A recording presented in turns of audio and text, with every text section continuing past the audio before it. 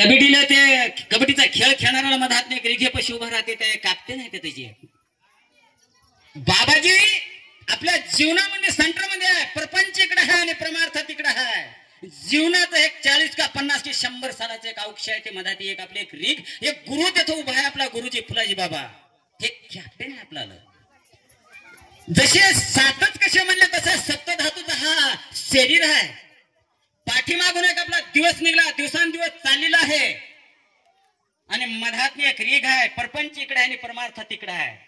कबड्डी घालाय गेल्याच्या नंतर काय करतो एकला जातो आणि 6 जण त्या रिघीपासून येऊ शकत नाही हे मागाले कोण आहेत काम क्रोध माद मच्चा डम अहंकार हे मागच राहतात पहा आणि या रिघीच्या पलकड आपलीच सावली पलकड राहते आपलीच प्रतिमा आपलीच होते वैरी कबड्डी घालाय गेला की त्याला तिकडे दाबून धरतात कोण हे कर्म लोभी लालची ढोंगी कपटी दलिंदर दुराचारी आपल्याला दाबून धरतात म्हणून भक्ती करू देत नाही मग मधातला उभा राहिलेला महात्मा काय म्हणते कबड्डी घाला गेला ना त्या गेम त्याच्यातून एकाला तरी हरवून त्या रिघीने जितून परमार्थात उभा राहाय म्हणते सेंटर मध्ये हे बाबाजीनं ज्ञान शिकवलेलं आहे दिनपत्रिका एका रोजची फेकून देतो लग्नपत्रिका एका रोजची कार्यक्रम चालू संपून जातो पण कबड्डी कोण्या महात्म्यानं काढली याच्याकडे चांगला विचार करा एकनाथ महाराजाच्या भारुडाच्या रूपात मी भजन विसरलो थोडा अबक दुबक तिब्बक भिवू नको गांडू खेळ विठो गांडू म्हणला का म्हणला त्यानं संत कोणाला गांडू म्हणत नव्हते पण कर्मासाठी काहीतरी गांडू म्हणले असतील आपल्याला याचा आम्ही विचार नाही केला जीवनाचा त्या कबड्डी सारखा आमचा तुमचा खेळ झाला आणि बाबा सारखा महात्मा रिघेवर उभा राहिला आणि त्या रिघेला जितलं तर त्याला खरं काय जीवनाचं सार्थ परपंच आणि परमार्थ याच्याबद्दल आपण नित्यनेम चर्चा करतो मग तसा आपला हा जीवनाचा कबड्डीच्या खेळासारखा खेळ झालाय म्हणून बाबा म्हणायचे नाही एकट्याचा खेळ म्हणून केला हा मेळ जीवनाचा हे खेळ आहे सकाळपासून संध्याकाळपासून जसा दिवस आहे तसा आपला पाठीमाग परपंच लागून आहे परपंच आणि परमार्थात इतका फरक आहे कबड्डी घालणाऱ्या महात्मा काय करते 6 गुणाने डबा एकाच वेळेस आउट करून येते त्याला निर्वकल्प समाधी म्हणतात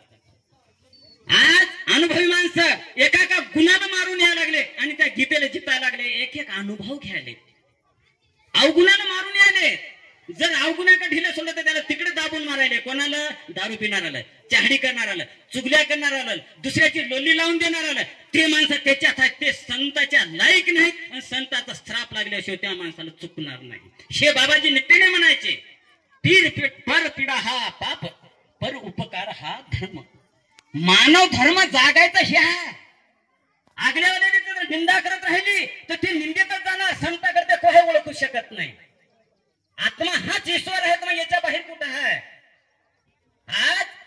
बाबाजी म्हणायचे की तुमच्यात आत्मा आहे तर ते ईश्वर आहे माझ्यात आत्मा आहे तर हे ईश्वर आहे मग आमच्या मुखातून चांगल्या प्रकारचे गुणवाणी करायची तर दुसऱ्याची निंदा करतो केशवदादा नित्यनेम म्हणते की माणूस वाया कशाने जाते चहाडी चुकली बेकार कामानं वाया जाते मग त्याच्यापासून सावध होण्यासाठी फक्त या मिटिंग कार्यक्रमामधून या सत्संग चर्चामधून आपल्याला गुणधर्म शिकायसाठी मानव जातीला मिळते हे पशुपशाला नाही मिळत हे गुणधर्म शिकण्यासाठी कार्यक्रम या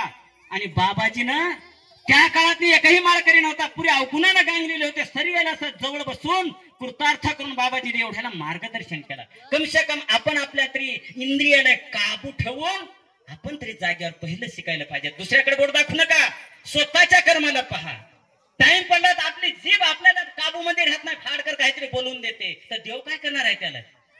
आपलेच हित आपलाच घात आपल्या इंद्रिय आपल्याला कंट्रोल होत नाही पण दुसऱ्याला नाव गोठवत होतं हे आमची चूक आहे ही पहिली ओळखायला शिकायला पाहिजे हे बाबाजीनं ज्ञान शिकवलं त्यालाच काय म्हणले की ध्यान बरं असं काही बोलून मी तर इथं 2 शब्द समाप्त करतो जय गुरु जय गुरु जय फुलाजी बाबा चांगले अनमोलाचे विषय आपल्या भाविक भक्ताला कळून दिल्याबद्दल तुम्हाला कमिटी